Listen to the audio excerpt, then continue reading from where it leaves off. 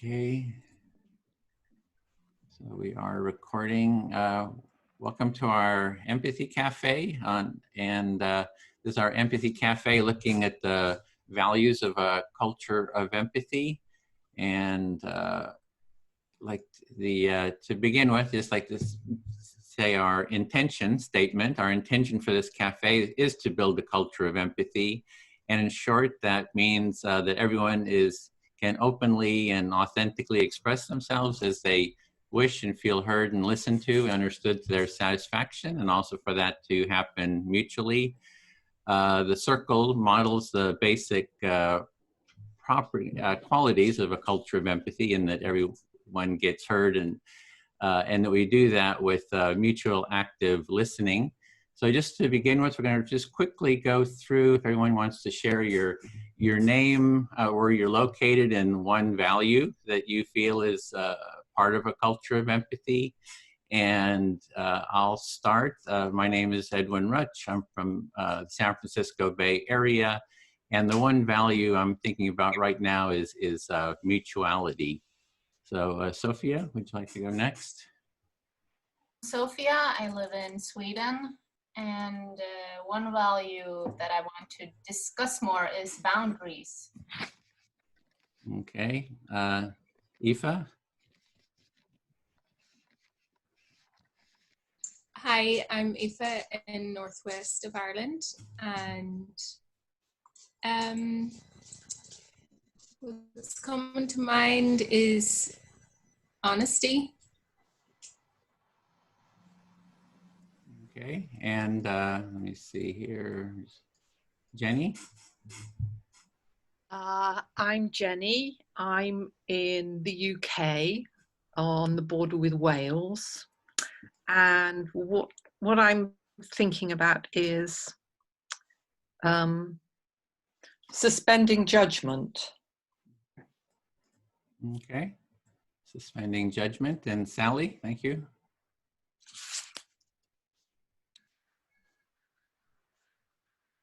I'm Sally. I'm from Kathy's Valley near Yosemite, and I don't think this is one of your values, but mine is integrity. Okay, thank you. Pavel? Hello, my name is Pavel. I'm in Malta. I used to say compassion, but I will go with mutuality this time. Okay, Andel? Hey, I'm Andel. I'm in the US. I will go with compassion. Okay, Bill? Hi, I'm Bill. I'm in the US. I'll also go with compassion. Bob? I'm Bob Brown from Thousand Oaks, California, USA. And I'm going to say mutual respect. Thank you. Jacek? Hello, I'm Jacek from Poland, and the core value I'm thinking of is courage, as in courageous imagination. Thanks. Okay, Josh? Hi, I'm Josh. I'm in Atlanta, Georgia, and I think equality. All right, James? James Green in New York. Self-compassion, integrity, curiosity, and courage. Okay, thanks. Jason? Jason, I'm in Colorado. I guess compassion, the core value. Remy? What's the question about the core values? Yeah, what do you feel is the core value of a culture of empathy? If there's a society built on empathy, what are the sort of the sub-values of that? And your name and location. Thank you, Edwin. My name is Rémi Romeder. I'm calling from France. And what comes up to my mind is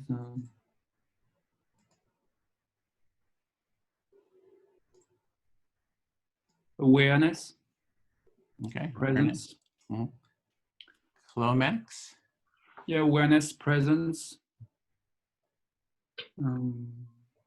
Just one is good, or one or two is fine. Clomax? Clomax. Yep. Yeah, that's me. Okay. I'm calling in from Oakland, California. We're in the crosshairs. We've been mentioned. So Oakland, yes, but Oakland is just fine right now. And any value that you think would be sort of a society based on empathy? A society based on empathy has to have the cultivation of listening. Listening. Okay, great. Thanks. Sarah? Compassion. Compassion, kindness. And where are you located? Oh my God, San Francisco Bay Area. Okay, thanks. Chaim, C-H-A-I-M. I don't know if I'm pronouncing that right. Hi everyone, I'm Chaim. I'm in Los Angeles. What the question is? Name, location, and just what is one value of a culture of empathy? That if a culture was based on empathy, what are the sort of the sub values that you think are important? Instead of compassion or sharing or giving or generosity, I would say sacrifice. Sacrifice. Okay, great. And then Ghislaine, Ghislaine. I don't know if I'm pronouncing that right. Yes, Ghislaine. Ghislaine. For me, what I'm looking into, what comes to me is deep understanding, connection. Okay. Looking Great, deeply. thanks. Did I miss anyone? I'm just, we have a bigger group than I anticipated, so did I miss anyone? Not everyone. Okay, great. You didn't miss me, but Clomax is not my actual name. I didn't say my name. It's Badine. Badine. That's just a combination of my husband's and my nicknames, Chloe and Max. Okay. Yeah, if it's possible, you can also change your name within the, just so in the group when people call on you, they'll be able to use I your could name. change that. If I knew how to do that, I would do it. Okay. So yeah, let's see then. So we want to go next into, we got Anne. Hi, Anne. We're just doing quick introductions, your name, your location, and one value that you feel is part of a culture of empathy. Do you hear us, Anne? Yeah. Do you want me to go now? Yeah, you're the last person. I'm Anne Jordan. I'm in Somerset in England, and respect. Okay. So next we want to have an introduction on how to take part in the empathy circle. There was a video, introductory video. Hopefully you had a chance to watch that. And would someone who's would like to introduce how to do that while I create the rooms? Is anybody want to introduce how to do the empathy circle? Just among volunteers. Just see that Elki just joined. I would be happy to do that, Edwin.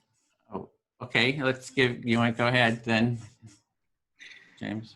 So you'll be in a group of about 5 to 6 people. There'll be a facilitator and a timekeeper, and you get to speak when it's your turn for the amount of time, usually 5 minutes. You can speak, you choose who you're speaking to. And speak about whatever you want, the theme of the day, building a culture of empathy, or whatever is alive for you. And you'll get reflected by the person who's the active listener. The others will be passive listeners. And as you speak, you may want to give the listener an opportunity to reflect you at different intervals. You can coach them on the way you like to be reflected. And then when your turn is up and the time is up, the person you spoke to will then become the speaker, and they'll choose the next active listener, and that will go in rotation until the end of the breakout groups. That's the simple version. Okay, and there'll be a facilitator in each room, and they'll sort of model the process as well. And one other thing is when you're speaking, you want to pause periodically so the listener can reflect back. And if you're the listener, you can ask for the speaker just to pause so you can reflect back what it is that you're hearing. And that's just a little addition. So I've got 1, 2, 3, 4 rooms here that I created. The first one I'll facilitate, the second one Bill, third one Pavel, and the fourth one Aoife and Anne. You're in that too, so you can kind of support each other. Sometimes Aoife, your connection kind of has problems, so just as a backup, Anne is there. And I think that's it. So what we're really looking at here is, how do we build the culture of empathy, make a more empathic society? And part of that is there's sort of sub-values, which everybody was sharing here. So the topic is, what are those values, and talk about those values. And you can also talk about anything that's alive for you. So if you're having a bad day about something, you can talk about that or whatever. The first one is going to be recorded, and the other ones we will not record. Yeah, Bill? I need co-hosting. Oh, yeah. Yeah, Thank you. So I will add the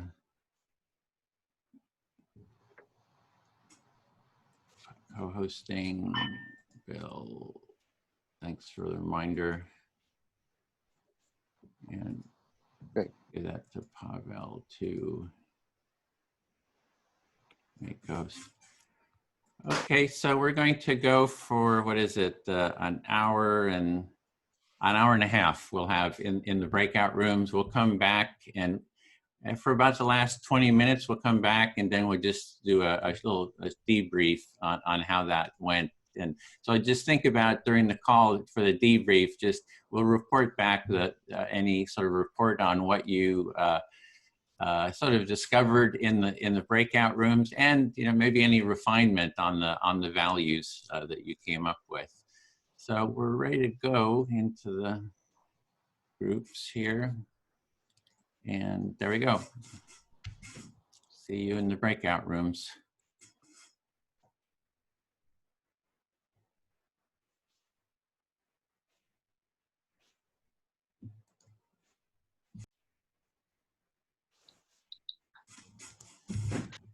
Okay, so I didn't mention how much time, 5 minutes. Always forget something. You have a watch, clock, you want to take time, James? You up for that? Okay, then anyone want to begin? Actually, I don't want to begin. So who wants to begin? Who wants to be the first speaker, and select who you want to speak to? I want to begin. Oh, you want to begin, Bob? Go ahead. Okay, I would like to speak to James. Okay, I'm listening. I forget who said it, but the value that was mentioned was sacrifice. And I perceive the world today as somewhat dualistic. It's them versus us in many camps. And I hope that the group that will be victorious, not in terms of defeating someone, but in embracing another group, is the group that's willing to sacrifice.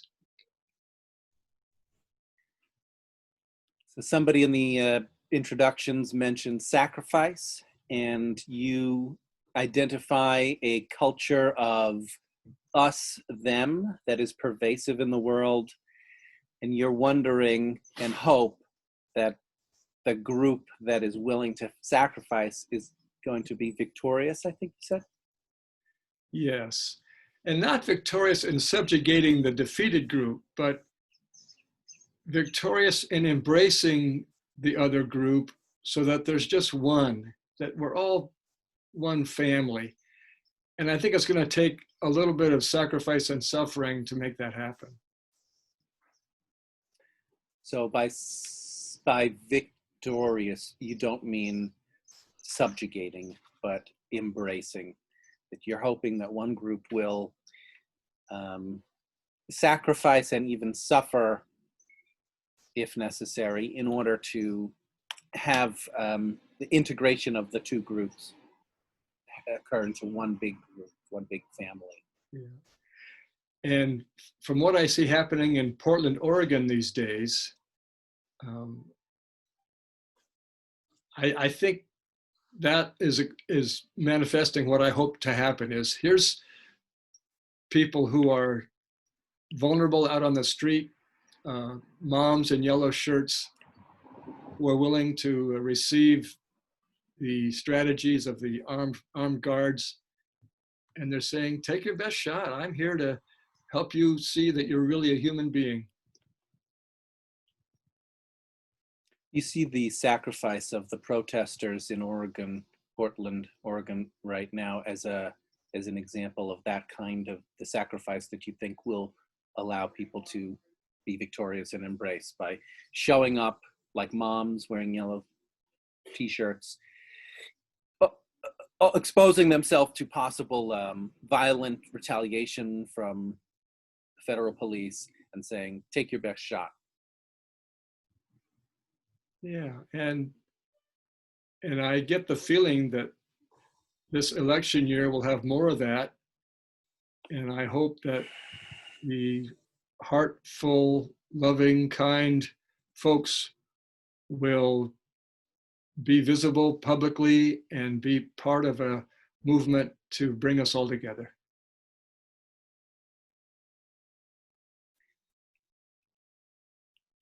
You're hoping that people with heart and empathy skills are going to be able to bring us together in the election season and election year with all the political strife. Yes. James, thank you. I feel fully heard. Thank you very much. My pleasure. Jenny, would you listen to me? Sure, I'm listening.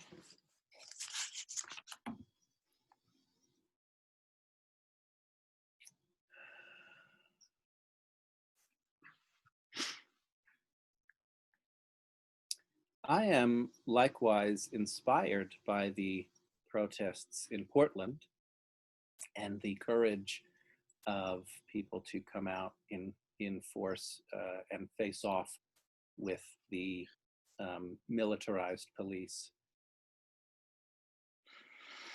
So you are inspired by Portland, what's happening in Portland, and by people being prepared to show up and stand off with in a militarized situation with the police, the military police. I need to be honest, though, that I am not seeing that level of courage in this community, and I have my doubts about whether we can get to that point in this community when people in this community are afraid of dirty words and angry words. There's a large gap between the consequences of facing off with brutal militarized police forces and facing off with colleagues who get angry. Okay, so you really admire the courage that you see going on in Portland, and you're not sure that degree of courage is available or a happening thing in this community. That's right. That's right.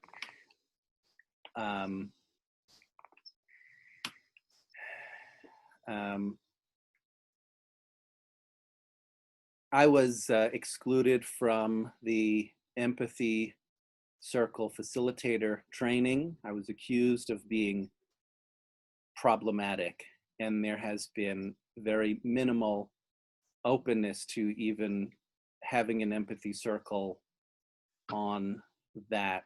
I've been talking and inviting people to an empathy circle on the topic of exclusion, and there's been some interest, and there's also been some fierce resistance to the idea, with words spoken such as "it's pointless," "it won't go anywhere," and so I'm wanting to see more trust in the empathy circle process within the people, within the groups of people organizing empathy circles and advocating that other people do empathy circles.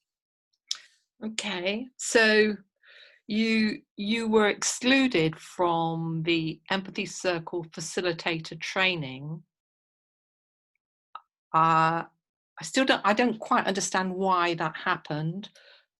Well, I said it's because I was accused of being a problematic and disruptive individual. All right. Okay. So some people thought that you were problematic and disruptive, and you don't see how, if you can't be included, you don't see how the empathy circle thing can really go anywhere. It's not exactly. It's not just about me being included personally, but it's about wanting to see people who are advocating for empathy circles as a solution to live it, not just expect other people to do it, but when the empathy circle is difficult, I'd like to see the people advocating for that strategy to show up for it, even when it's difficult. And it is difficult. Okay. So what you would like to see is that people who are advocating for empathy circles as some kind of solution to difficult situations, you would like to see them showing up when the going gets rough. Yes, yes, that's my time, and that's exactly it. Thank you. I feel heard. Okay. Whew.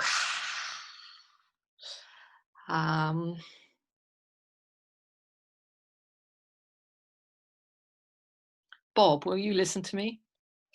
I'm listening. Okay.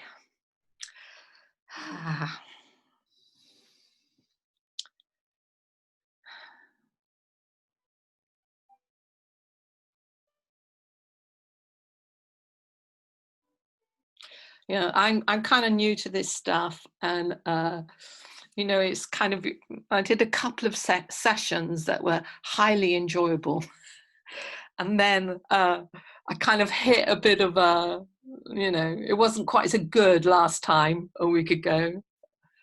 It was a bit more difficult, you know, and now today it's feeling a little bit more difficult.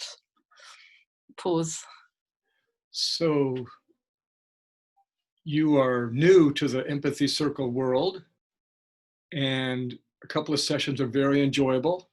And last week's sessions had some difficulties, and you feel as if today's sessions has some difficulties too.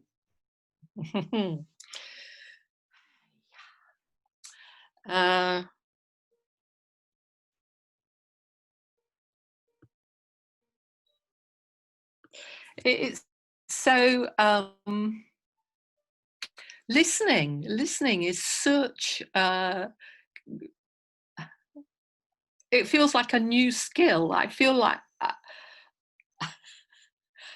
I've never done it. And listening without judgment, you know, actually being able to hold a few ideas without judgment and reflect them back. This skill is like, I'm fascinated by it and I want to be good at it. And I feel a bit useless. So this listening phenomenon is a new thing. This listening without judgment, listening just holding the ideas is new. And you feel a little helpless and a little I guess helpless is the word there. Yeah, helpless and kind of nervous and not knowing if I can do it, thinking I can't do it. Helpless and not knowing if you can do it. Mm-hmm. Now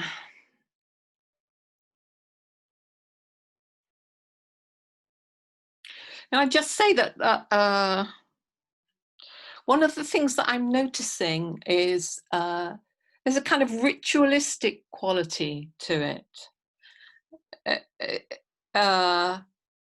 Because we're going through a process that you repeat and you repeat, and there's something there, some sense of ritual that I really like. So this process has a ritualistic tone for you, and the repeating and the repeating, there's something in this ritual that you really like. Mm-hmm. Yeah.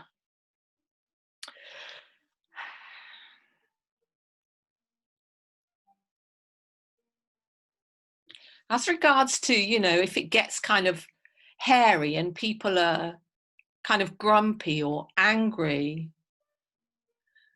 I would have thought that is, again, it's kind of part of the skill, isn't it, to be able to receive that and then reflect it back without the grump and the anger. The grump, does that make sense? So in the process, when a speaker is grumpy or angry, you marvel at the listener's ability without judgment to reflect the grump and the anger back without adding more grumpiness to it.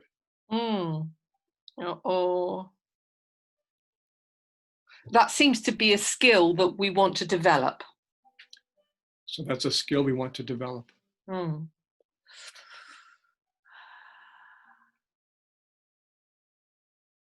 That makes me think of sort of triggering, how we get triggered by how people are, by their,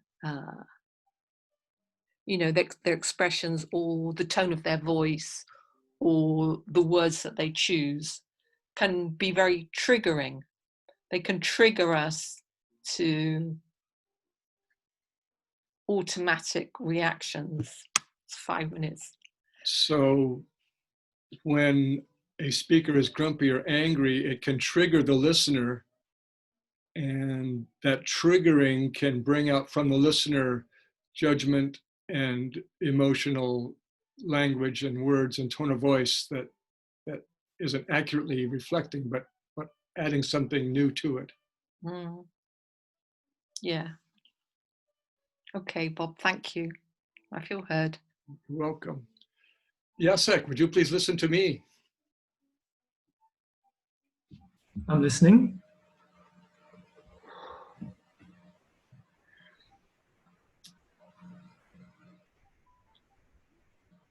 The culture of empathy, to my awareness, is not an end in itself. The culture of empathy is a means by which people are invited to human wholeness. In your understanding, the culture of empathy is not an end in itself, but it's a means towards awareness, towards building awareness. Yes. And these past 3 years, I've been a disciple of Edwin's for empathy. And it has been such a blessing to me to help me let go of my brokenness and my human condition falling shortness. And it's a way, as I let go of that my true humanity, my loving, caring, compassionate person comes to the fore. You've been participating in empathy circles with Edwin for 3 years. And it was a very valuable experience for you in which you discovered your full humanity by shedding or getting rid of some thoughts or shortcomings or problems, and you managed to get rid of that? And there's still some left. I have quite a deep reservoir of humanity in me. And the continuing participation is helping me unload that and allow the joy and the delight and the fullness of being human to emerge. You haven't managed to get rid of all those bad feelings or bad attitudes completely, but by taking part in culture of empathy sessions, by this process you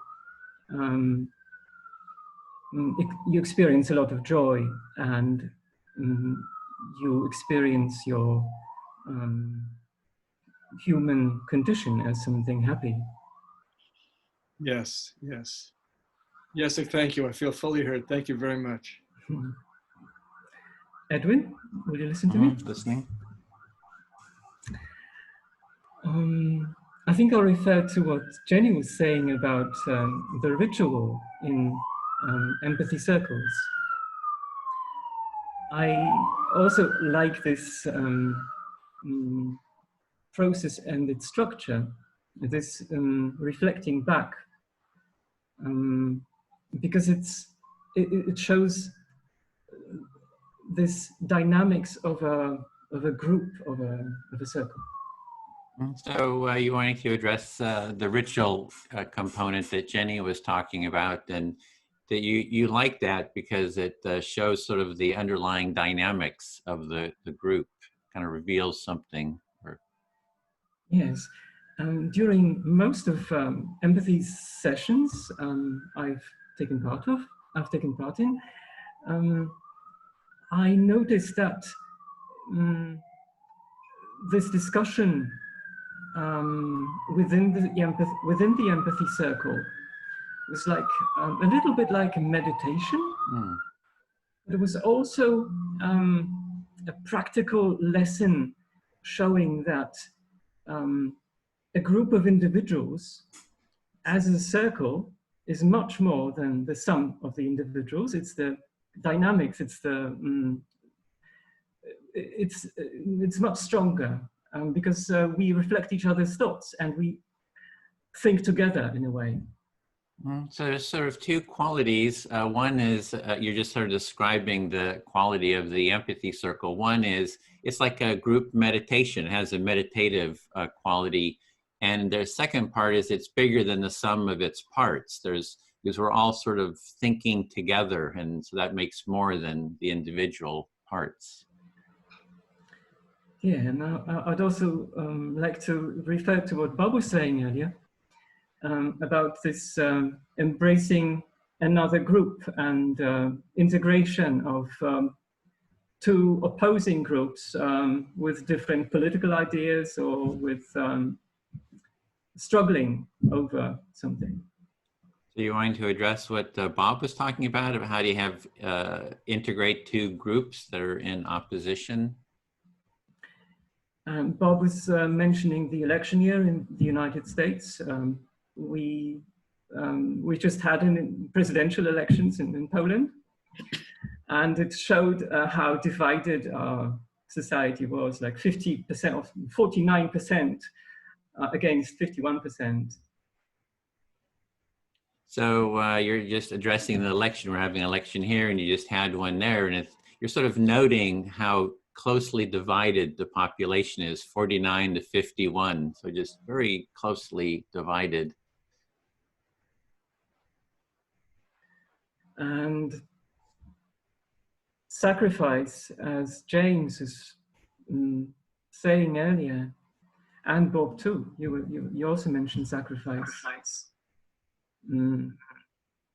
I think it might be a useful strategy for this integration to happen. So you think for integration to happen, sacrifice is perhaps needed? But I'm not sure if there are enough people willing to sacrifice.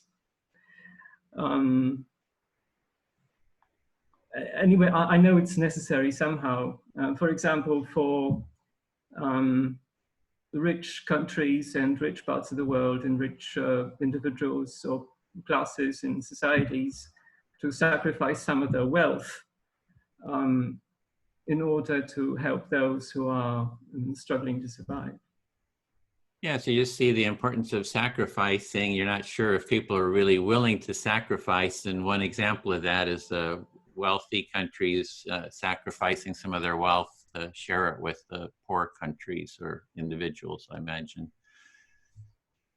Thank you, Edwin. I feel fully heard. I'll speak to James. Listening. Yeah, just in terms of the Portland demonstrations, I don't see that as terribly empathic. I just don't see it as an empathy movement. It seems sort of like an us versus them sort of a movement. And I would love to be there with the empathy tent, you know, be right there in the middle of it with the empathy tent, offering empathy to both sides.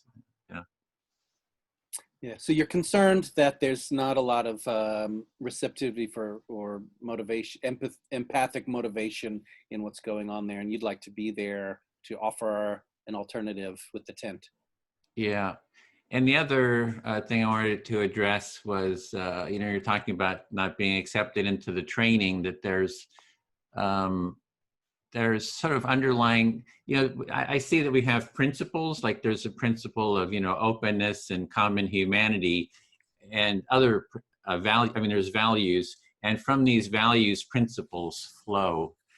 And so I just wanted to address some of those principles that I see, you know, for building a culture of empathy. So you want to address principles coming from certain values with respect to my not being admitted to the facilitator training. Yeah, so for me, the first value is being willing to have an empathy circle, empathic dialogue with everyone. It's like everybody in the world, let's, you know, being willing, you might not have the time, but definitely be willing to, and actually kind of enjoy that, so. So the first value is a willingness to engage in the empathy. Principles, the first principle that comes from kind of openness and our common humanity. So this is kind of the principle, kind of a rule, I guess, is the principle. First principle, not value, but principle, first rule is to be willing to engage in the empathy circle. And yeah. And to kind of, with everyone, and to keep trying to expand that circle. That's the other part. It's like we have a circle, we keep expanding the circle, trying to bring more and more people into it.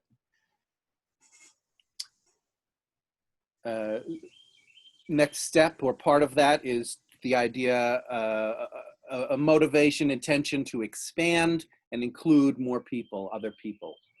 And the other one is, if conflict arises, like in the community or with others, that we're willing to have an empathy circle around it. So that's the other principle, I think, that flows from it. The other principle that flows from that idea is to a willingness to engage with conflict if it arises in the community through an empathy circle. And with others, so who are maybe not in this somehow, in whatever the community is. I'm not quite sure what the community really is, but with others who are on, you know, yeah. So it is that willingness to have an empathy circle with others too. Willingness to engage with others in the community, kind of unclear about who is in the community, where the boundary of community is, but just the others, the other people who. Yeah, well, basically we're willing to have it with everyone in the community, outside of the community, but having it sort of a willingness and an openness to to have that. So So willingness to dialogue with everyone, not just people in the community, but people outside. yeah, and even in conflict too, you know, so that's around how do we deal with conflict. So I have been trying to get together an empathy circle, you know, about this thing with you. So with the training, so I have asked others, would you be willing to take part in an empathy circle? Some people say yes, some people say no. I can't force anybody to do it though. You know, it's like you can just invite people to it. So yeah, so you are following the principle by having a willingness, but also inviting people, just seeing who else is willing. And some people are not. And you can't force people to, but you can just, you can be open to it and you can invite people. yeah, so in terms of the dialogue, you know, the empathy circles here that we're doing, everyone's welcome, you know, little bits and pieces of the conflict can sort of be raised in it. You know, maybe it's not a full bore, you know, restorative circle. You're, you know, holding a circle on exclusion, which I think is great. Really excited about that. I would like to take part. It's just right now the time zones seem to be different from Europe and, you know, what I have available. So I think that's great. You know, it's like, yeah. So I'm pretty, yeah. And there. Yeah. So these calls, the Friday calls are like a place where everybody is welcome, and little bits and pieces of conflict can come in. But, you know, it's not a full-on restorative empathy circle. And you're excited about me having plans to do an empathy circle cafe or something on exclusion, and you want to participate, and then it'll be a scheduling issue for you. Yeah, yeah, I feel heard. That's my time.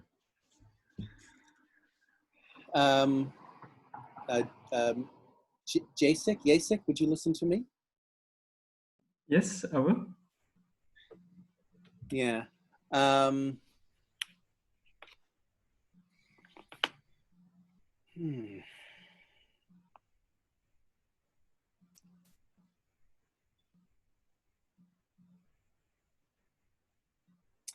Yeah, I'm very much in alignment with what Edwin is saying. Particularly this idea around we can invite, and then people participate or not. And my interest is around this piece deeply. There's a lot of assumptions that come up around this idea. And for me, you know, Jacek, I think I heard you talk about integrity. Integrity is a key value for me. And the way that I try to practice integrity is not by pushing the responsibility on others, but by seeing how much can I live the values. So, for example, what I'm trying to do, my intention, what I'm striving to do, is hold everyone's humanity, even the people I'm in conflict with. Could I please reflect? Because it'll be too much for me to remember. You started by agreeing with what Edwin was saying, that you can invite people to an empathy circle, and then it's up to them if they want to participate or not. And your personal interest was around assumptions about the process, and the way you see it, and the way you want to. Let me just correct you there. It's not about the empathy circle process. It's assumptions around invitations and declinations, saying no, thank you, I'm not interested. And I haven't said what those assumptions are, but that's what it is. So the assumptions you mentioned earlier were assumptions of how people react if they agree to an invitation, if they want to take part or not. No. No, I didn't understand this correctly. Because I'm still actually in an exploration around this point, but it's something like this. It's something like there's an assumption that we can exclude, and there's nothing wrong with it, and the person being excluded should not take it personally, but that the person who is pushing to be, I want to be included, I want to be included, I want to be included, that somehow that act is unacceptable, selfish, wrong, inconsiderate. So for me, that if there's an assumption that the excluders are good and okay and not doing anything that should be taken personally, but that the person who wants to be included is, not considerate and is not empathic and is not aware, that's problematic, right? Because I certainly can see that people who exclude have good, that doing so has good intentions, and I want to strive to see the humanity of people who exclude. That's very important to me. But I don't want to lose the humanity of people who strive strongly to be included either. And I think if we take one to the extreme, it necessitates taking the other to the extreme. You mentioned exclusion and the assumption around exclusion that it was okay somehow to exclude others, but it was not okay for somebody who would really want to be included and who was emphasizing that need or that desire to be included, that was somehow unacceptable to some people. And you're interested in understanding this attitude of those people who exclude others. And you also mentioned that these two attitudes are somehow extreme and one necessitates the other. Not exactly, but it's good enough. And I do notice it's my time, so I want to, it's good enough for me. Thank you. Jenny, will you listen to me?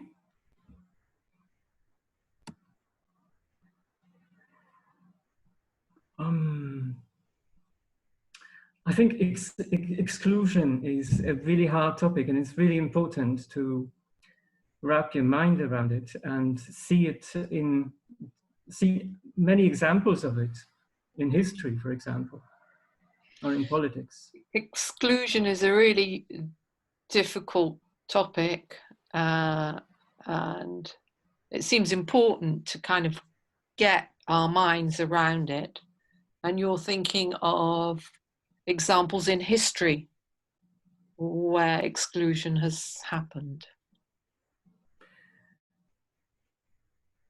And I'm afraid this history of exclusion is not only history, it's not only in the past, but it's also in the present. And it's like exclusion that's been going on for hundreds and thousands of years, and it's not really stopped at all. But what is, this exclusion has been going on in the past, but also still going on in the present, and it seems to have been going on for hundreds and thousands of years. What has been different for the past 50 or 60 years in Western countries is that somehow people, or a lot of people, believed that the exclusion belonged to the past and it was already getting better and improving, and racism and negative, suppressing somebody's ideas or persecuting others was somehow no longer an issue. So it seems like over the past sort of 50 or 60 years, it was there was an assumption around that that this exclusion was no longer happening, and that that was kind of old school, but it wasn't happening now. Yeah, but people. it seems that it is. Many people, or many influential journalists, or TV stations, or politicians said that the present system was somehow better to the previous one. But what we see now more and more, for example, in the United States and in other parts of the world where people really clash with each other and even fight with each other in the streets, we see that the exclusion is somehow erupting now. Yeah. So, whatever, you know, journalists or the media, whatever they are saying about that kind of stuff being finished, actually, when you look around now, you look around in the streets, or you look at what's happening in public discourse and political situations, you see an awful lot of exclusion going on. It seems to be more happening at the moment. But as it's happening more and more, or as it is becoming at the center of everybody's attention, including the media and scientists and everybody who's interested and willing to talk about it, this public discussion is really happening, and it's really forcing some people to think about their own attitudes and maybe change something about the way they exclude others. Okay, so it's really up in the culture generally at the moment. You know, actually all the journalists and everybody seems to be talking about this polarization, or one group excluding another group, so that people are actually starting to look at it in a different way for themselves. Thank you very much. I feel fully heard. Okay.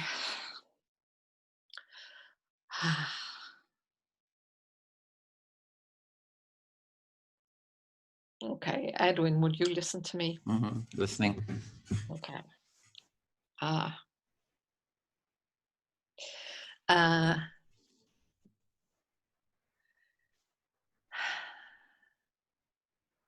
This, you know, the topic seems to be around polarization, you know.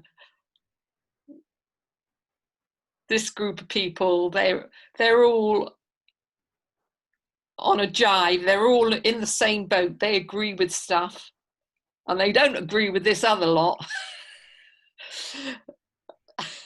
And this it's like it's duality kind of to the nth degree. It's like it's everybody's crowding to the ends of the spectrum. So you're just seeing that this is about people just polarizing kind of to the nth degree. Yeah, it's just that you're just noticing this polarization, or yeah, well, it's like this kind of need to be with a group, or be connected with a group that does agree about stuff. But it's almost kind of dependent on this other lot that you don't agree with. So your group that you all sort of agree on something sort of depends on the other group having the other group that you disagree with. Yeah.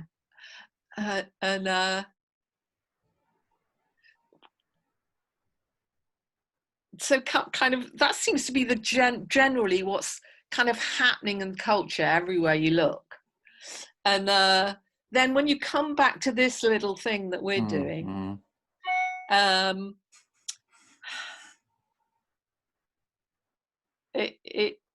it just seems to be addressing that in a very small way. Very small, one step at a time way. But to me, it really makes it worth, I think it's worth doing. It really is worth doing, isn't it? Because, you know, when you look at the kind of the big situation, it's like it's so unfathomable and a bit, you know, you feel a bit kind of, oh, the hell, you know, what the fuck can we do? Excuse my language. And it's only when you bring it down to this kind of small steps, I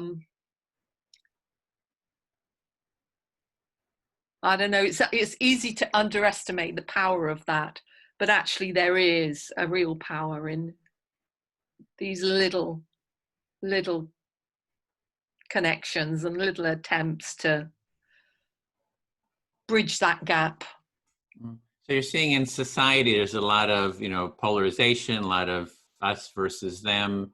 And here in what we're doing here in the circle is a little, you know, tiny attempt at sort of bridging that. And you see that that's, you know, worthwhile to do. It's a worthwhile endeavor.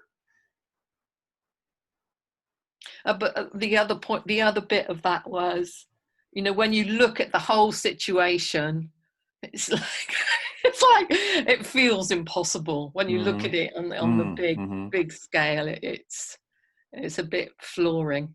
Yeah, so when you look at the whole of society and the bigger picture, it just seems sort of kind of overwhelming, maybe even hopeless or something like that. And yeah, so and that's different from just being in a little group like this circle. But there's a power here that's not to be underestimated. Yeah, so really noticing there's a power in what we're doing here, and we shouldn't underestimate the power of what we're doing. Yeah.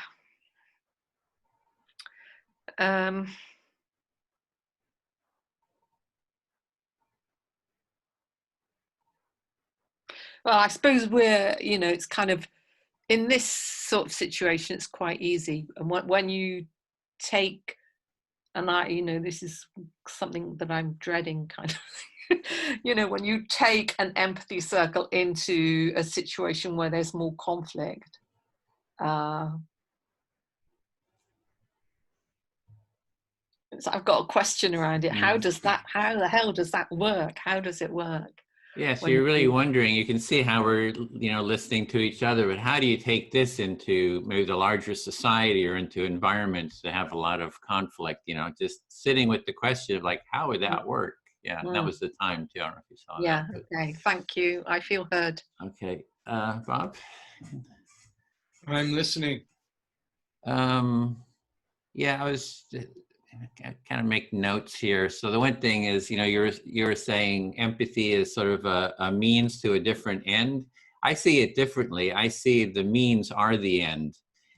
So it's kind of like the empathy circle is a means to the end of a culture of empathy. So for me, the means are the end. And yeah, there's an interesting quote by Gloria Steinem, who says, you know, you can't overcome hierarchy and violence with more hierarchy and violence. So there's sort of a, yeah, sort of, and she mentions that the means are the end. It means are the end that we get. So I think that's sort of where I'm coming from.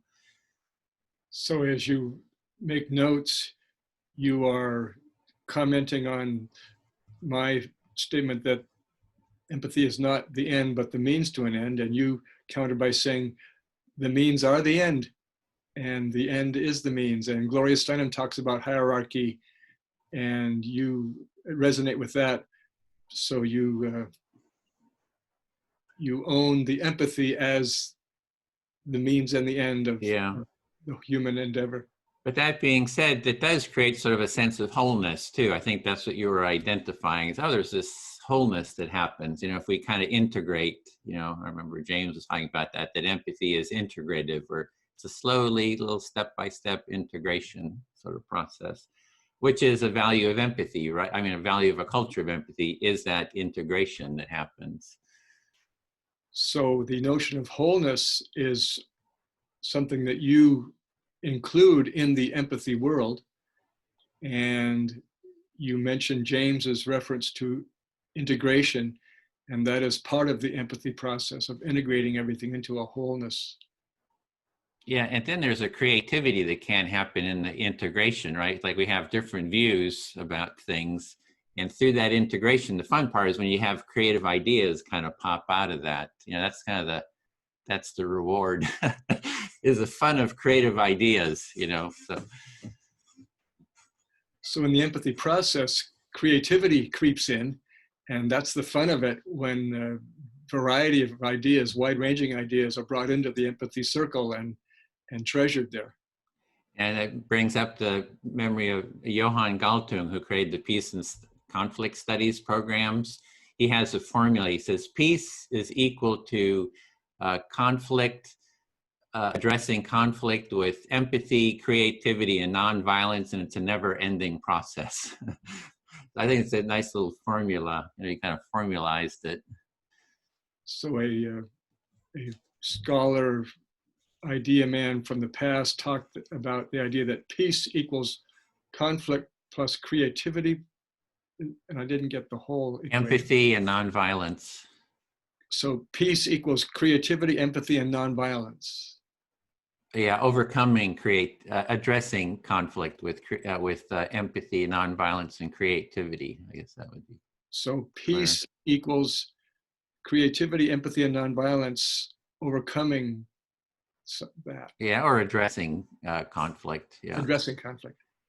So, yeah, so the other is, I was going to go to the exclusion, inclusion. I were talking about inclusion. So the empathy seems to me is sort of core to inclusion. Like I'm sharing, you're listening, you're including what I'm saying through this, you know, empathic listening, sort of an awareness. So that's sort of like the essence, it seems to me, of inclusion, is have that empathic listening is kind of a core to inclusion, or at least an important aspect. So central to the process is the idea of inclusion, that empathy is inclusive, listening to another, speaking to another, and that's at the core of what empathy is for you.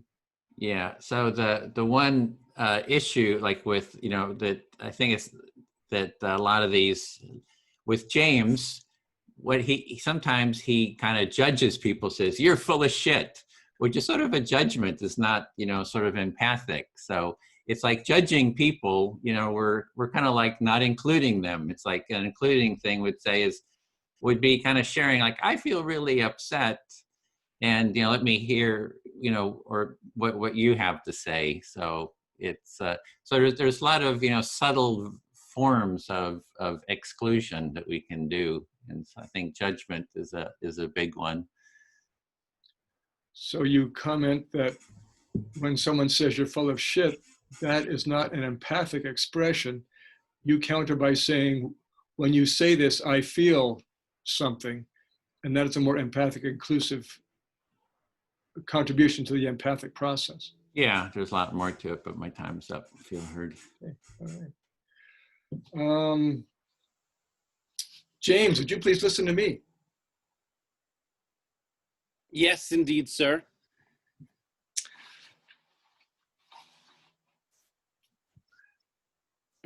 There's a group of friends who gathered in junior high in the early 1960s that I'm a part of.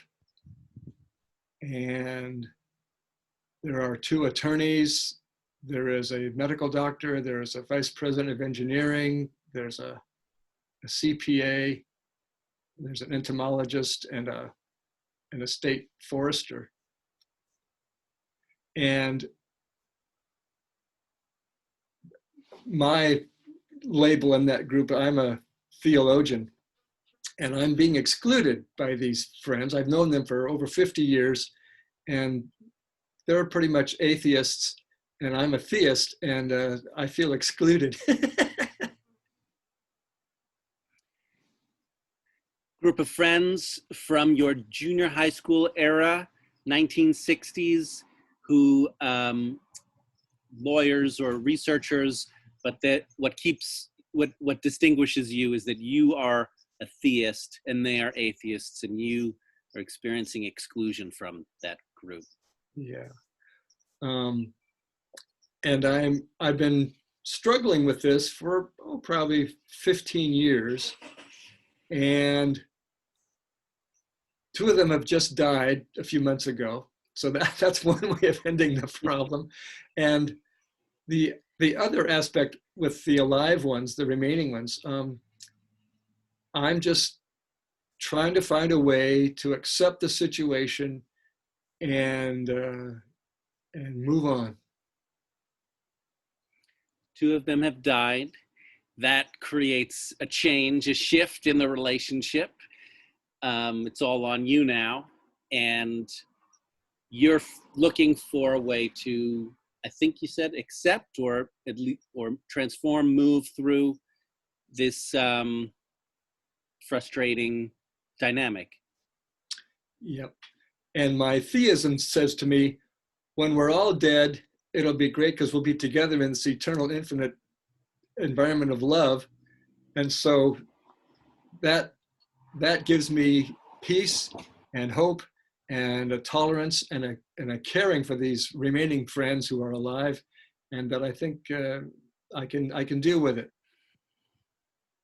So your belief in an afterlife gives you a sense of peace and hope because you trust that when you're all dead, you'll all be together in kind of, I think you said, love and energy. Yeah, that's exactly right.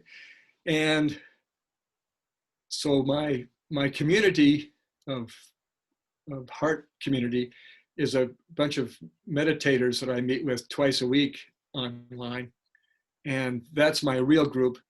And of course, my wife and my kids and my extended family. But my faith community is my real bunch of homies. And I'm so grateful for that. You mentioned 2 communities, one which you meet online to meditate with, and that either that is your faith community or there is a faith that's the faith community that you really feel at home with, in addition to your family. Yep. And so of all the 7.6 billion people on the planet, I'm real close to about 20 of them. And I'm in relationship with another couple hundred. And I feel good about the relationships I have and the connections I'm making and the peace that I'm nurturing in myself. So you're putting it into perspective with the amount of people. There's 7.6 billion people.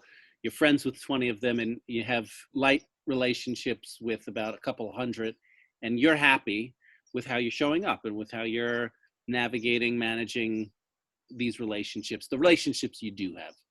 Yes. And this empathy community is right up there with that. And I'm very grateful for this crowd of folks, this lot, and I'm happy to be part of it.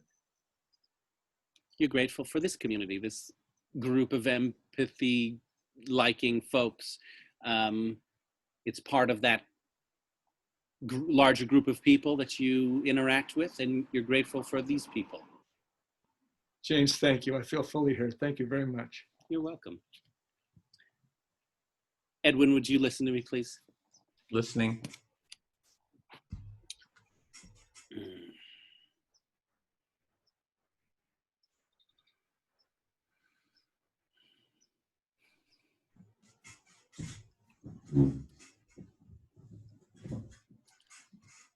I want to find common ground with what Bob is saying, and I also want to respond to what you said before in your share, Edwin. I want to acknowledge that I do exclude I exclude other people when I judge them, when I say things like, you're full of shit. I exclude them, and I also self-exclude. I remove myself from connections with people based on some things that I do. Yeah, so there's two parts. One, you'd like to build on what Bob was saying, but also to address what I was saying. So you're saying that if you say someone is full of shit, there's multiple levels of exclusion. You're excluding yourself as well as excluding the others. Yes. The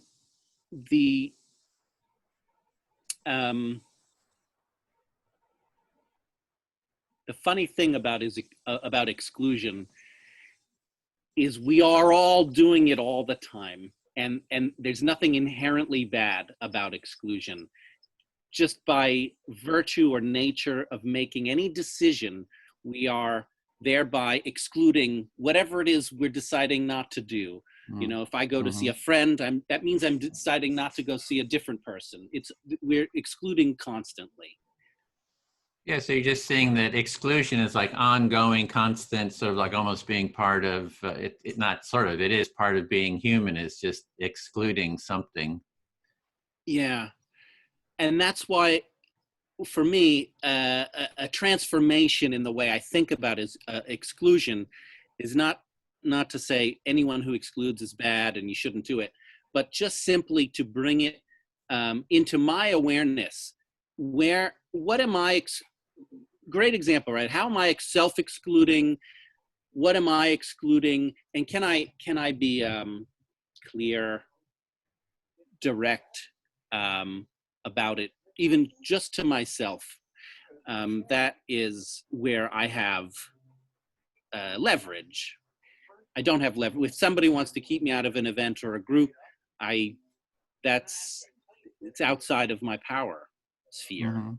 So you're really looking at sort of the nature of exclusion and how you exclude, and it's almost like you don't even have it's not like a negative judgment of exclusion, but just really trying to understand how exclusion works and so the dynamics of exclusion. So if you're excluded, you're not even really judging people for it. You're just kind of wanting to understand sort of the dynamics of it.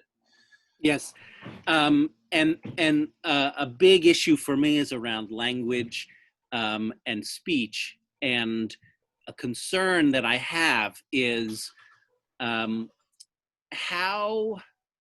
do other people's decisions and treatment of me impact my self-exclusion? And with language, I would call it self-censorship. So if I am afraid that if I speak about something and that is different from someone who has authority over me, do I then self-exclude, drop myself and what is important to me out of fear that I will be retaliated against for saying something that's different or in opposition to an authority figure? So if I get this, I'm extrapolating here, you would like to be able to authentically express yourself without, and you're just seeing that through exclusion, you're kind of see, like, if you're being excluded, how is that inhibiting your self-expression? Well, this is the point you may not be getting, which is that yes, I want to authentically express myself, and I don't want to that decision to self-censor, I don't want to leave that in the hands of someone else. I want to be making, I want to keep that power within myself. So I determine this is important, and then I will say it. And then what other people do with it, that's beyond my power. People include me or exclude me, that's beyond my power. But I want to be aware of how I proactively include myself outside of any fears that I will be retaliated against. So you would like to make, if you do self-censor, if you do some kind of a censoring, you want it to be your choice, kind of a conscious choice, versus it being sort of imposed on you through fear or something like that. You would really like it to be your own personal choice. Like you would censor yourself, but I've decided to censor myself, sort of. Yes, that you got me. And that's my time. Thank you, Edwin. Oh, okay. Speak to Jacek. Me. I'm listening. Yeah, it's like there's something I've thought about empathy too, is that, you know, you just can't be totally empathic all the time. There's things that we're not being empathic to, which is sort of like a form of censorship too. So I've even thought of just can have a sign on my forehead, sorry, I'm not being empathic. There's just, you know, it's just because it's just how, it's that notion of how do you sort of be inclusive all the time, how do you be empathic all the time? You know, it's, I don't know, there's something, but there's sort of an overlap there, so. You're saying that it's impossible to be empathic all the time, and you don't want to have a sign on your forehead saying. No, I could I'm have not a sign, empathic. just sort of an apology. Sorry, I'm just not being. You know, it's like people tell you, "Oh, you're not being empathic." It's like that's true. It's like, you know, from the get-go, from the very beginning, just put it up front. I'm just not, you know. So you're also open about it, and you want other people to know that you're not empathic all the time, that you exclude others in many situations. Yeah, and yeah, so it's an interesting thing to look at. It's starting to get kind of at the edge of my awareness. So I don't have like real. It's like you kind of go into these ideas, and it starts getting kind of murky. You know, so I feel like I'm kind of into the murky sort of area of these ideas. You're interested in murky areas of the idea of empathy and exclusion. And sometimes when you analyze this complex dynamics or this complex process or structure or whatever, you notice it's murky or unclear. Yeah, it's like I'm really having to think and concentrate. It's like, yeah, but it's good. It's a good way to learn and grow, I guess. You know, so yeah. And I think that's part of the thing with, you know, being those principles I mentioned. You know, kind of keep expanding the circle of the empathy. So within this framework, you know, it seems like a container for kind of holding that exploration. So that's what I appreciate about the empathy circle. Participating in empathy circles is a learning process, and you develop your own empathy, and you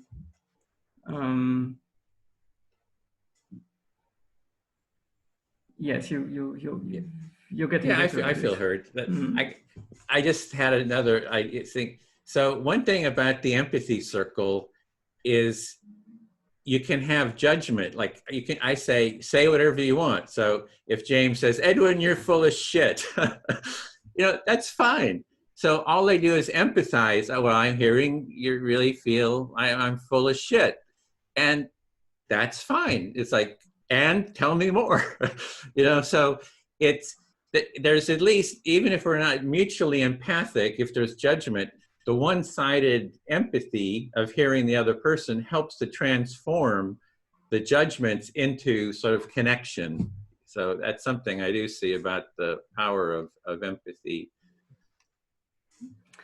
If somebody says to you, you're full of shit, you can empathize with this statement. And even if it's one-sided empathy, it also helps the other person or the relationship.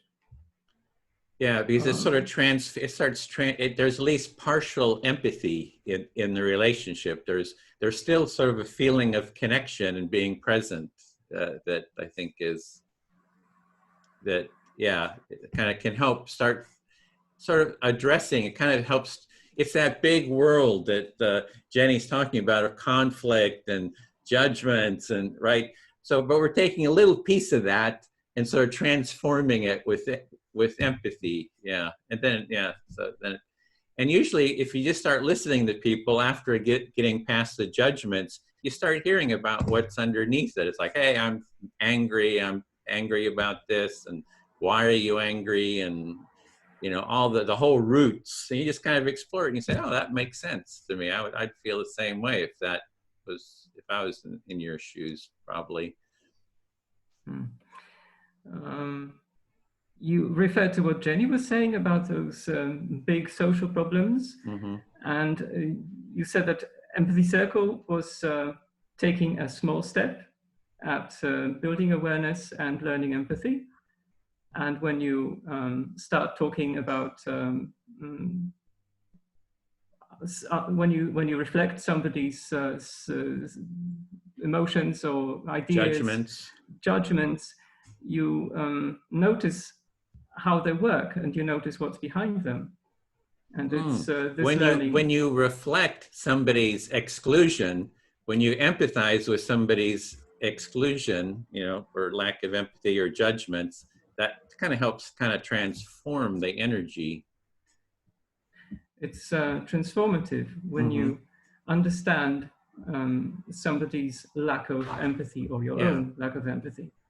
Yeah, I feel it transforms the situation. Yeah, yeah. And I enjoyed that, remembering that, feeling that's great to remember that and to share that. And then also I keep seeing James drinking out of a sake bottle, and I'm wondering, is he drinking sake or is it just he puts water in there? That was another thought that came to me. That's my time, but yeah. You noticed that James was drinking out of a sake bottle, and you were wondering if it was really sake or just water. Yeah, I feel heard. Bob, will you listen to me? I'm listening. I was thinking about overcoming or bridging those opposing groups who can't empathize with each other very well, and who are so radical, so radically in opposition to each other. So you are thinking about groups which are opposed to each other, radically different, and closed off to rapprochement. And what I noticed many times during empathy sessions was that we find some common ground, or we understand what's, or we understand that we have similar experiences and similar notions, maybe. So in empathy circles, you notice that different people have common ground, common experiences, common notions. And there's also common destiny or common experience of common problems, like world problems, global problems. And so there's also common destiny, common shared world problems. So I believe what might help those very conflicted societies or groups or political parties to reach an agreement would be to become aware or to focus on what is common to both groups, even if they are so against each other. So as you envision a meeting of opposing groups, you look for each side to find common ground, common experience that can bridge the divide between the groups.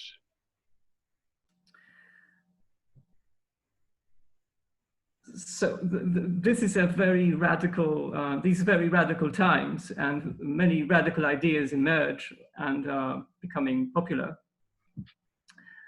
And this conflict in society is also conflict over ideas about what society should be like. So these radical conflicts, radical ideas, which are buzzing around our culture,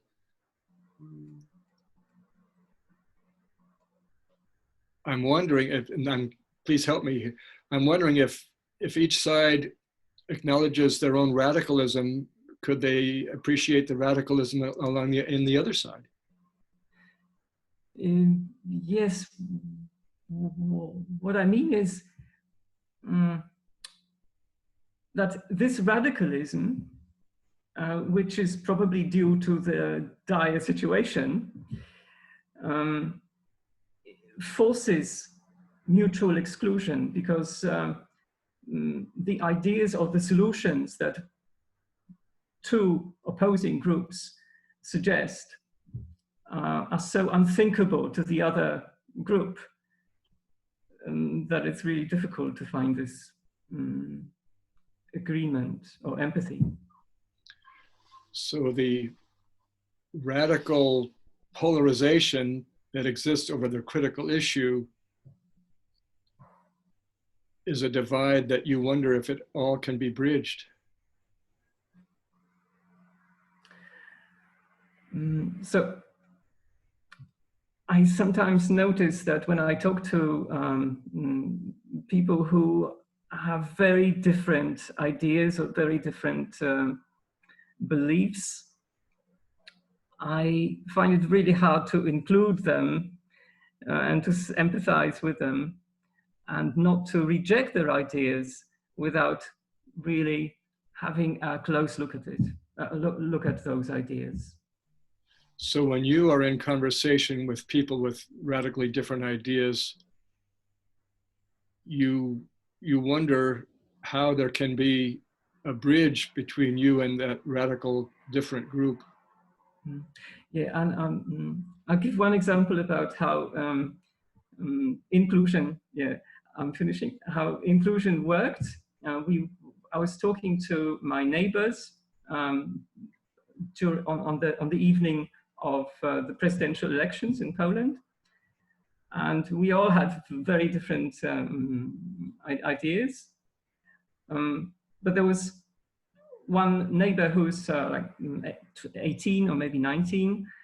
And he said he wasn't going to vote at all. And what was the common ground in that situation was that almost everybody said, come on, you should go and vote, whoever you choose, but you should go and vote. So in discussing with your neighbors the political situation, there was one 18-year-old who said he was not going to vote, and all sides invited him and encouraged him to vote just because that was part of the process.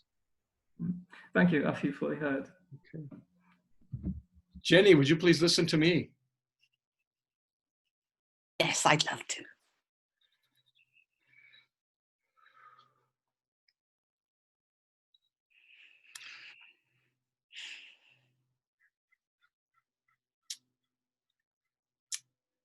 On the street where I live, there are 7 houses, and 3 of the houses do not have firearms in them, and 4 of the houses do have firearms in them. On the street where you live, there are 7 houses, and 3 of the houses don't have firearms, and 4 do have firearms. Right. And my wife and I, Elizabeth, have just purchased a lovely, colorful windmill about 6 feet high. And when it's delivered, we're going to put it in our front yard. So you and your wife, Elizabeth, have just purchased a very colorful windmill that's about 6 feet high. And when it arrives, you're going to erect it in your front yard. And so when the wind blows every day around about 2 o'clock in the afternoon, we get a nice breeze. This beautiful windmill will rotate with pretty colors. And we think that's a nice antidote to the guns that exist on our block. Mm-hmm. So, every day you get a nice breeze and the windmill is going to turn and it's going to be really pretty. And you think it's a good antidote to the guns that you've got on your street. Because Elizabeth and I believe that all of our neighbors are our friends, and whatever their political views, whatever their gun ownership status, we try to recognize deep down that there's a connection, a heart-to-heart connection with each person on our block, and that we want those connections to blossom into friendship. So you believe that, you know, you have a friendship with all your neighbors, whatever their political beliefs or whatever their, you know, gun owning status. You and Elizabeth want to reach underneath that to the common humanity. Yep. And feel love there. And in our backyard, we have a peace pole. And most evenings, I take my little singing bowl outside, stand next to the peace pole, and ring the singing bowl in a rhythmic ritual of religion that I hope generates good vibes for our block. So in your backyard, you've got a peace pole, and every evening you like to go out there with your singing bowl, and you make some music with your singing bowl, and you hope that that generates some good vibes on the block. Yeah. And so Elizabeth and I are doing our best to generate good vibes and love our neighbors and be a little leaven of goodness in the lump of darkness and sadness. So you and Elizabeth are doing your best to be beacons of light and love in the midst of the darkness and sadness that's around. Yeah. Jenny, thank you. I feel fully heard. Thank you.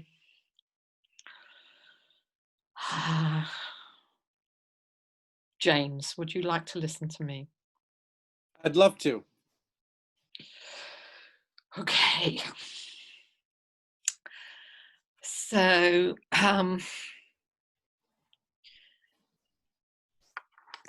going on from this stuff about, when we sometimes we feel empathic, sometimes we don't. I just had this idea about empathy as a default setting. It's not like it's there all the time, but can we, nurture it into this position where it's the default setting?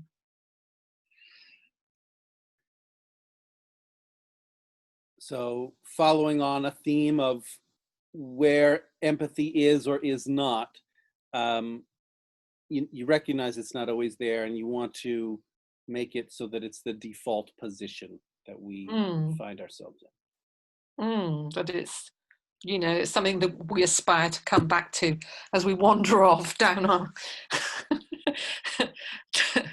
out into, whatever emotional and sort of situations and whatever kind of ideas and concepts we have, but it's something that we come back to.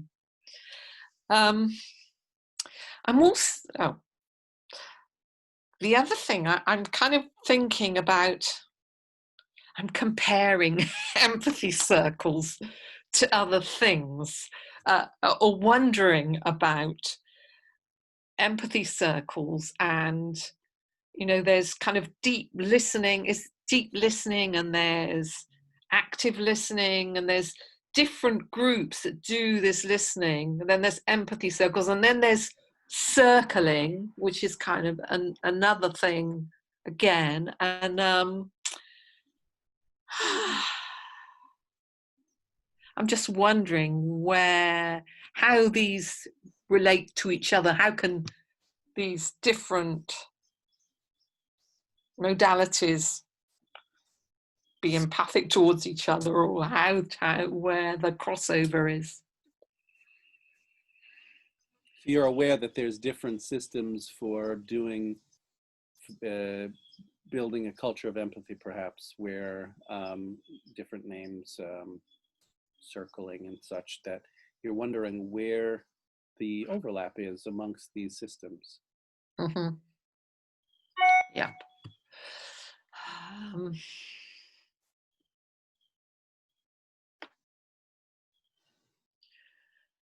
the other thing that that occurred to me, I don't know, not even sure who it was who was speaking then, but it was about, you know, when people voice their ideas, and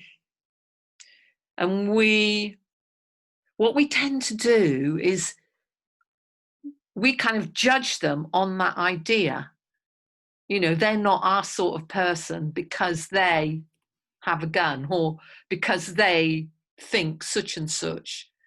And we exclude them on the basis of their ideas, rather than, you know, it's a bit like Bob was saying, rather than saying, oh, that's their ideas, but the person is something besides that. The person is not their ideas. Pause. Yeah, so you're reflecting on how there's a tendency to judge and exclude people based solely on what ideas or beliefs they have, rather than the alternative that Bob was talking about, which is that they're human. They have this common humanity with us first, and then they happen to have this or that idea that we may or may not agree with. Sounds really easy.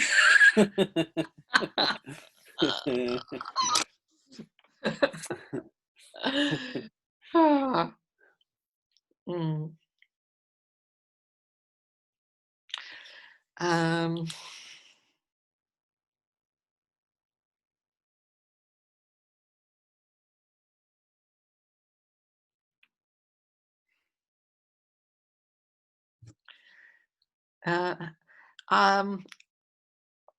Once again, every time it gets to about this point in an empathy circle, and I'm kind of aware of a tension in myself,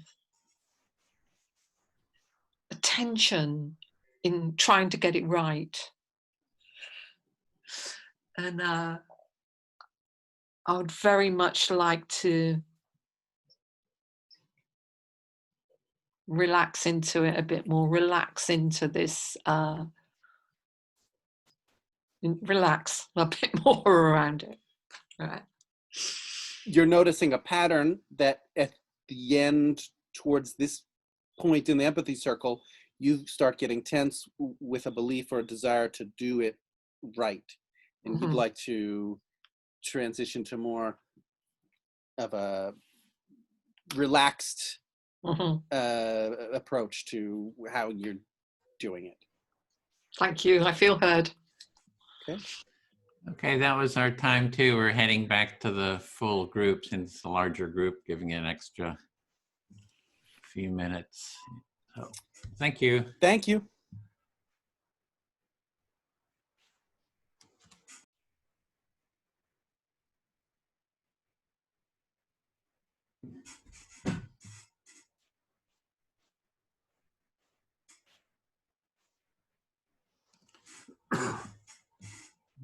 Okay, let's see, where did everybody go? Breakout rooms.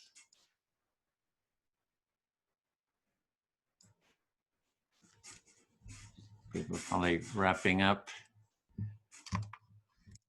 Should use this moment for going to the bathroom. I'm kind of holding my bladder. There they come. Everybody pops in.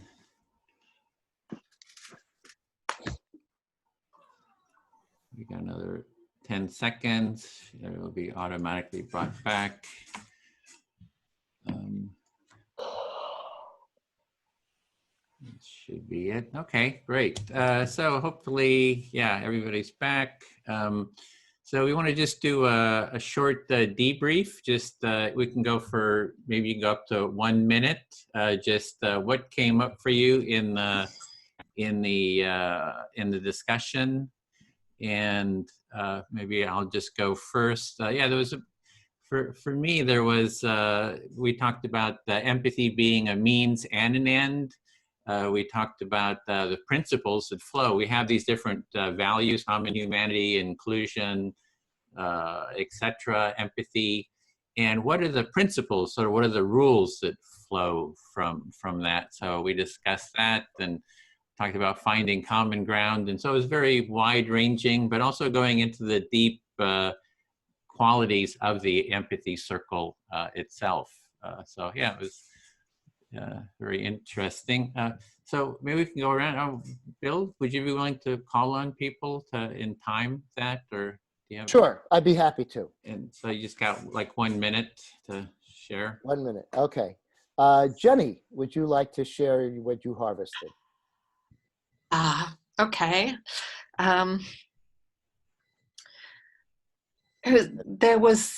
We really covered a lot of ground. I'm amazed at the kind of the depth of what we discussed, and the willingness and openness to we talked about conflict quite a lot as well, actually, and how that relates to empathy, or how empathy can be used in that situation.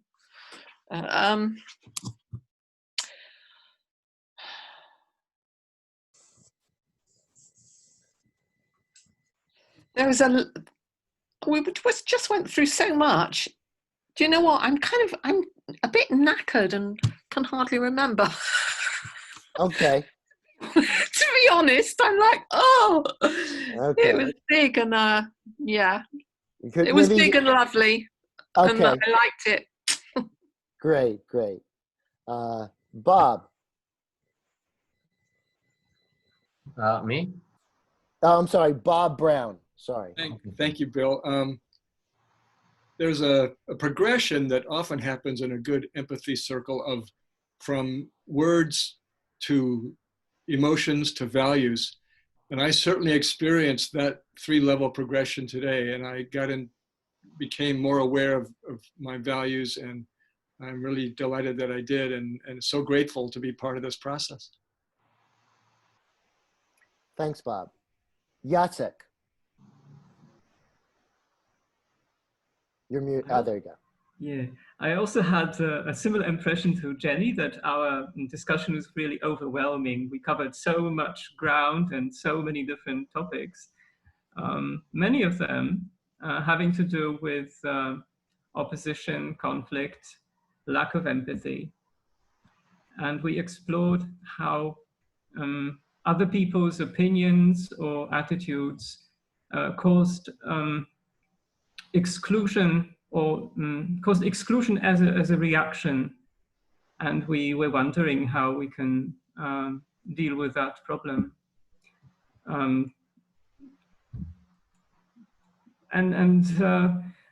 We also talked about communication, and how this communication was difficult because of assumptions and because of our limitations. Okay. Thank you. Thank you, Jacek. Anne.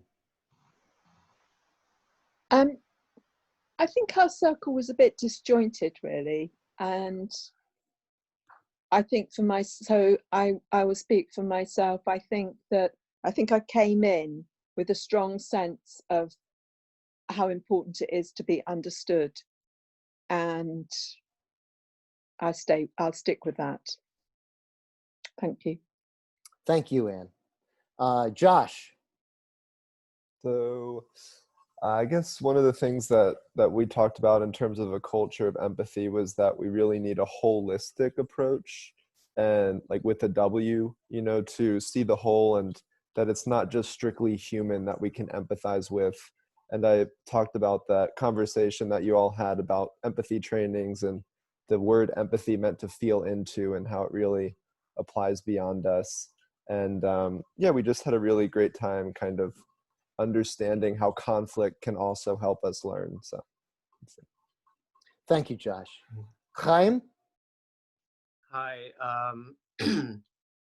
Yeah, I have a feeling that we were all mostly speaking about one person here and the challenges that he brings us. I think I really cherish this person, and he's a beautiful man.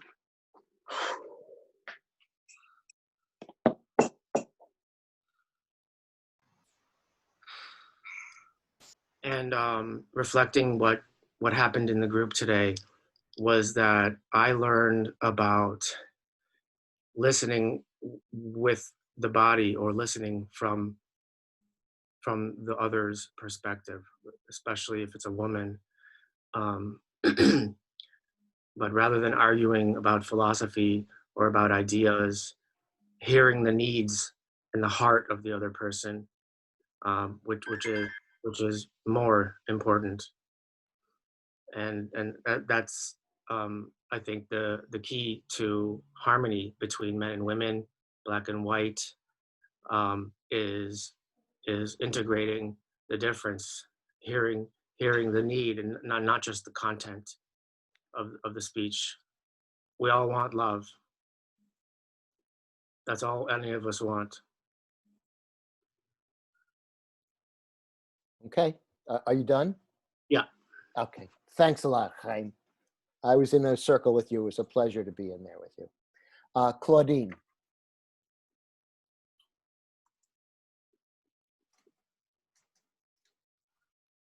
You're muted, Claudine. There you go. Okay. Yeah, I was using my keyboard shortcuts and wasn't working. Okay. Well, you know, this is a new experience for me in this kind of not in person. I know all of us are doing Zoom.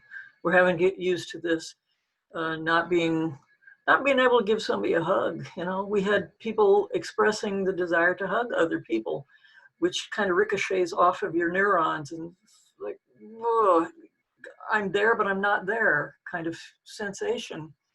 So, you know, even though it's disorienting, there's still so many things that we found out about each other. And hello, it was because we were listening. And that's what I took away from this, is that this is a lifelong project. This is a lifelong task.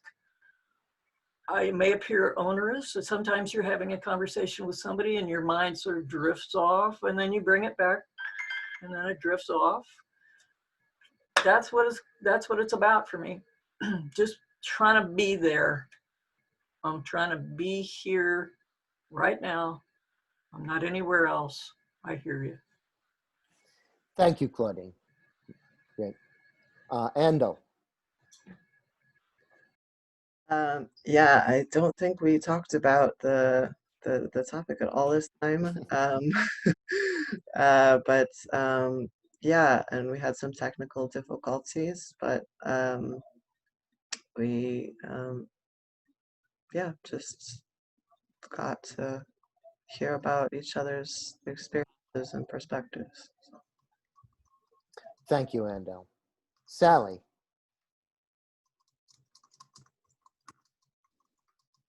Well, I really enjoyed our group. I did, you know, I would come out of it saying,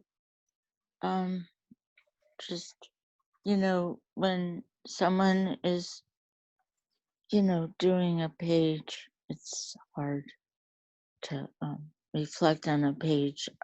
I used to take notes.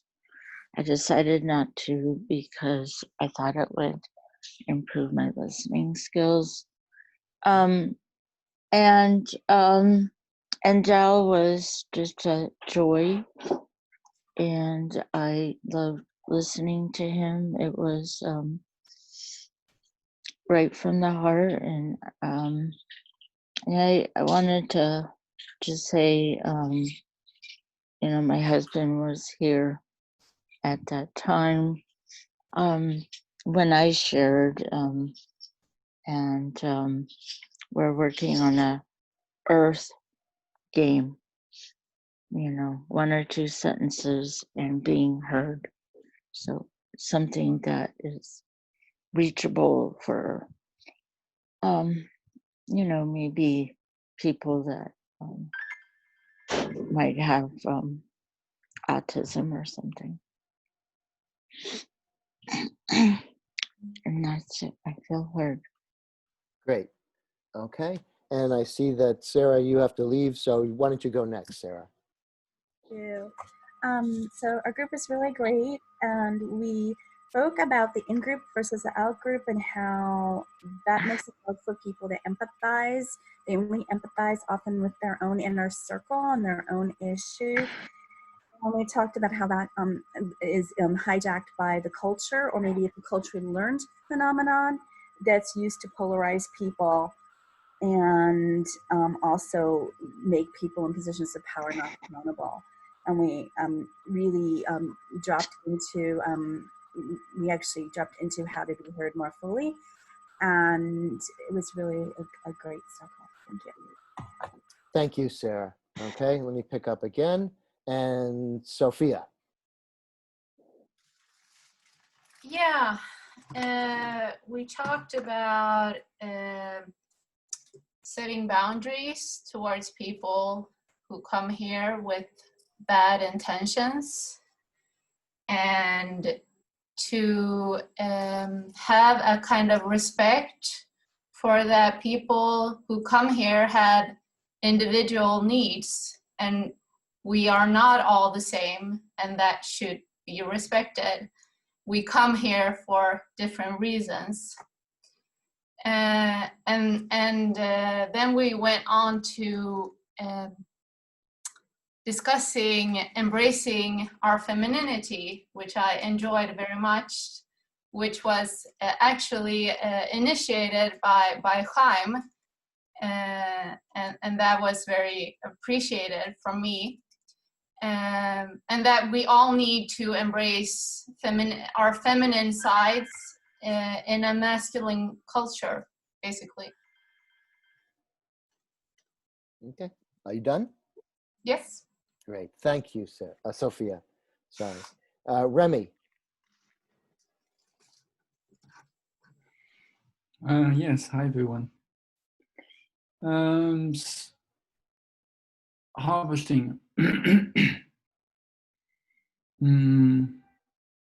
Well, I'm glad that I got to spend some time with new people I didn't know, and a bit more time with some people I know a bit. I think there's something that comes up for me around, and connected to the topic of empathy and listening. I noticed that I had some difficulty really connecting, hearing the first person I listened to. And then I had a long, most than half an hour, where I was struggling whether staying in a group or leaving, and being uncomfortable with making peace with that conflict. And then I had a chance to speak again, and I found some better self-understanding. Especially, that's where I realized that I was in a conflict. And so I think there's something around the ability to listen that is around, having enough support to come to a place of clarity around where one is, and clarity about what one wants. Oh my gosh, I'm losing my English. So there's, and I think it was also mentioned, the self compassion was mentioned, and I think something around that is critical to, and I see a connection, which is the more I'm able to have room for myself, the more I can make room for others. And I'm gonna, just to keep things moving, I think that was a minute, sorry to interrupt, but we're only got 4 minutes left. I'd like to move quickly. Okay. Sorry. Thank you, Remy. Okay, Jason. Yeah. So as Sarah mentioned in our group, we were talking about in-group and out-group and people's a tendency to have empathy in their in-group and not the out-group, and talking about sort of systemic things and how we can get lost in our individual stories and not have unity around bigger picture things, whether that's political or humanity's perspective versus the rest of nature as a topic. And there was just a lot of ground covered, and I heard a theme of people trying to balance wanting to be heard themselves and have space for themselves and empathy for the others. But it was a really good good conversation. That's all I got. Okay, thanks, Jason. Pavel. Yeah, once again, we talked quite a lot about the in-group, out-group, and how maybe we choose to empathize with some people, but not empathize with others. And then this topic of wholeness that Josh brought up is that when we speak about building a culture, we should not only speak about the humans per se, but include the whole planet, the whole earth, the nature, the animals, everything that's around us. And the value of wholeness came up. Basically, that's it. Thank you. Okay, thank you, Pavel. Aoife.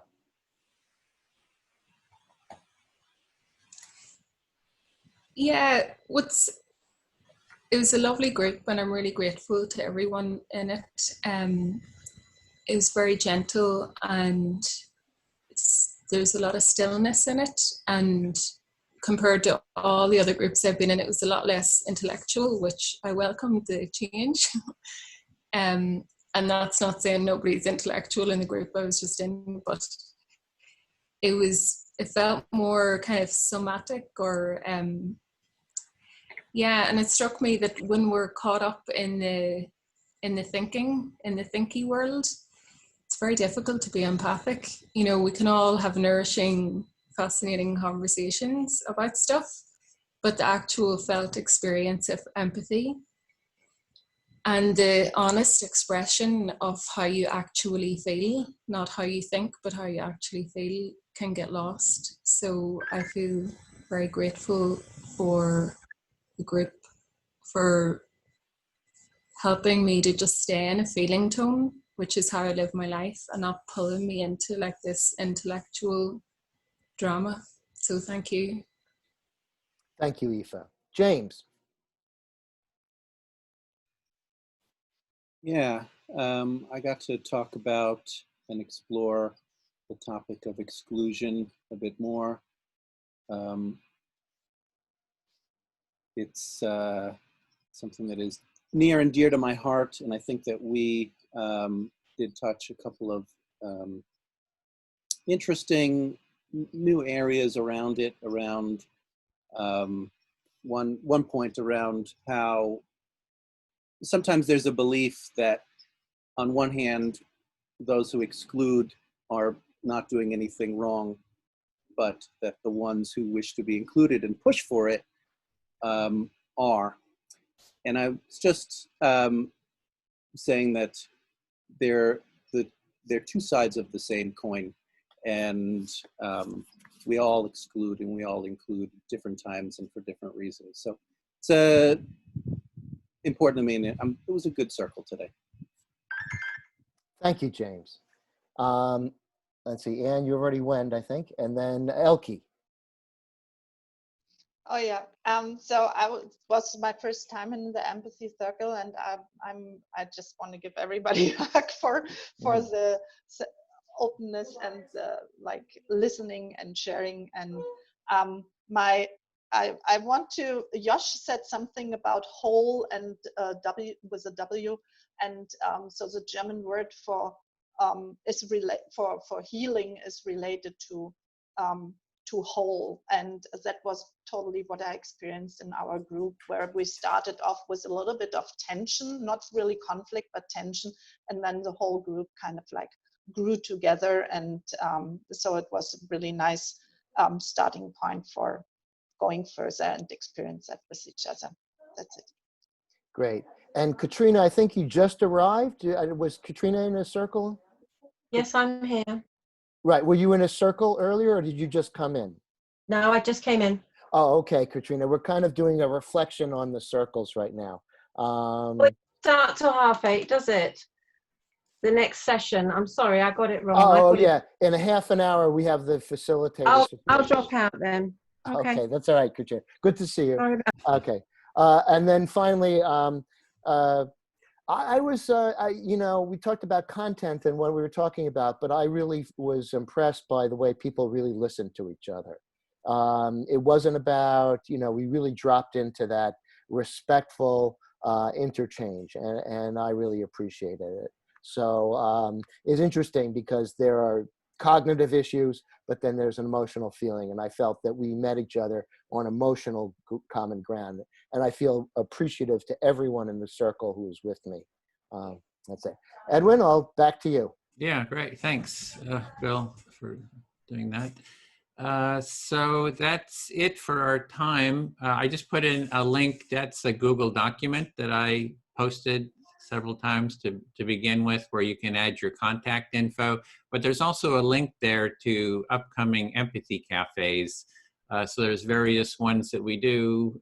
There's one for XR is doing one for UK and Australia time. And there's links to it. You'll see in our document, there's a link to our calendar. We'll be meeting here again next week, same time. And there's some trainings that are going to be happening, and some introductory empathy cafes on facilitation. So everybody's welcome to those. Those happen on Tuesdays, and that's pretty much it. Thanks everyone for taking part. If you're a facilitator, if you want to stay just for a few minutes, we'll do a debrief. And then, as Bill was saying, in half an hour at this same URL, if you're a facilitator wanting to facilitate, you can get some support. You get 15 minutes to share, you know, a project, an empathy cafe or circle you're trying to organize, and you can get support from other facilitators, because we're really trying to spread the practice, have everyone kind of learn how to be able to hold empathy circles, you know, in your family, friends, community, etc. So just spreading the practice. So thank you everyone for joining, and yay, we got Bob, the raccoon. So thank you. We'll see you next time. Take care, everybody. Thank you, everyone. Bye, thanks. Thanks everyone. And Chaim, I contact you.